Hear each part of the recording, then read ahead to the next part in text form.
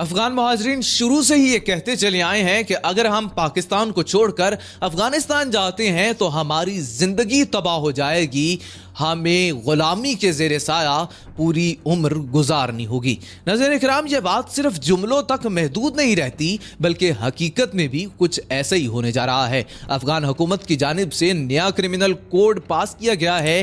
یہ قانون نہ صرف معاشرتی تقسیم کو فروغ دے رہا ہے بلکہ یہ غلامی کو بھی قانونی جواز فراہم کر رہا ہے۔ ناظرین اکرام، تفصیلات کے مطابق افغانستان کی حکومت کی جانب سے نیا کرمنل کوڈ پاس کیا گیا ہے اور اس قانون کے مطابق افغان شہریوں کو 4 طبقات کے اندر تقسیم کیا گیا ہے۔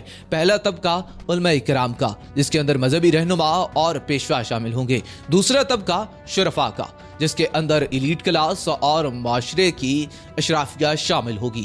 تیسرا طبقہ عام آدمی کا، جس کے اندر عام عوام اور مڈل کلاس لوگ شامل ہوں گے۔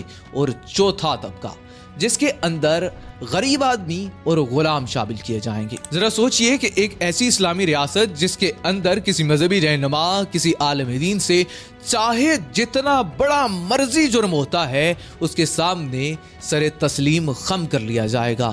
کسی امیر سے غلطی ہوتی ہے تو اسے پیار سے سمجھایا جائے گا، اور اگر غلطی کسی غریب کی ہوگی تو اس کا پہلا جرم یہ ہے کہ وہ غریب ہے، وہ غلام ہے، اس کو کوڑے مارے جائیں گے، اس کو گلیوں کے اندر، چوراہوں کے اندر گھسیٹا جائے گا، اس کی زندگی اجیرن بنا دی جائے گی۔ لیکن ناظرین اکرام، اسلام تو یہ تعلیمات نہیں دیتا۔ اسلام میں تو مساوات کا درس دیا جاتا ہے، حتیٰ کہ رسول اللہ صلی اللہ علیہ وسلم کی خدمت میں ایک مقدمہ لایا گیا جس میں ایک رئیس خاندان کی خاتون نے چوری کی۔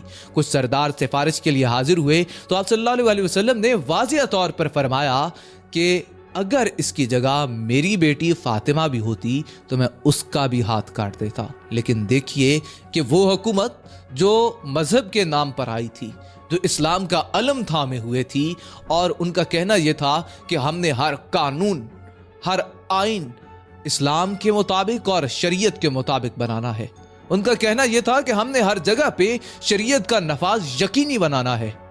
وہ اس طرح کے قوانین متعارف کروا رہے ہیں جس سے واضح ہے کہ وہ ہندو معاشرے سے کس قدر متاثر ہو چکے ہیں، اور بھارت کو خوش کرنے کے لیے وہ سر کے بل چلنے کو بھی تیار ہیں۔ اور بات یہاں تک محدود نہیں رہتی بلکہ جبر، ظلم اور فسطائیت کی انتہا یہ ہے کہ افغانستان کے اندر 9 سال کی بچی کو عورت قرار دے دیا گیا ہے۔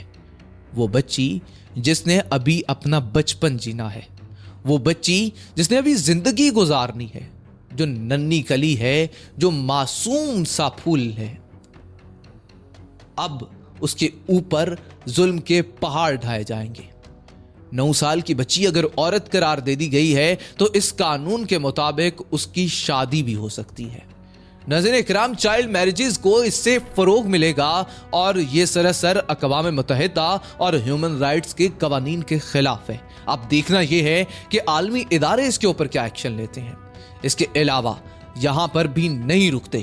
ہوتا کیا ہے کہ ڈومیسٹک وائلنس کو یہ قانونی جواز فراہم کر دیتے ہیں، اور کہا جاتا ہے کہ اگر عورت کو کوئی بڑا سیریس زخم نہیں ہے، کوئی بڑا زخم نہیں ہے، تو مرد اس کو مار سکتا ہے، اس کے اوپر تشدد کر سکتا ہے۔ اس کے علاوہ افغان حکومت کی جانب سے مذہبی اقلیتوں کا گلا گھونٹ دیا گیا ہے اور غیر سنی فرقوں کو بدعتی قرار دے دیا گیا ہے، اور کہا گیا ہے کہ اگر یہ اپنی مذہبی پریکٹسز کرتے ہوئے نظر آئے تو ان کو سنگین سزا دی جائے گی۔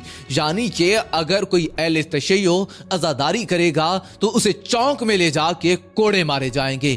اگر کوئی اہل حدیث رفع یدین کے ساتھ نماز پڑھے گا تو اس کا جرم یہ ہوگا کہ اس نے نماز پڑھی ہے، اس نے اپنا مذہبی فریضہ ادا کیا ہے، اس کو چونک میں لے جا کے کوڑے مارے جائیں گے، اس کے اوپر ظلم کیا جائے گا، جبر کیا جائے گا، اس کو جیل کی سلاخوں کے پیچھے ڈال دیا جائے گا، اور اس کے اوپر قانون کا شکنجا تنگ کر دیا جائے گا۔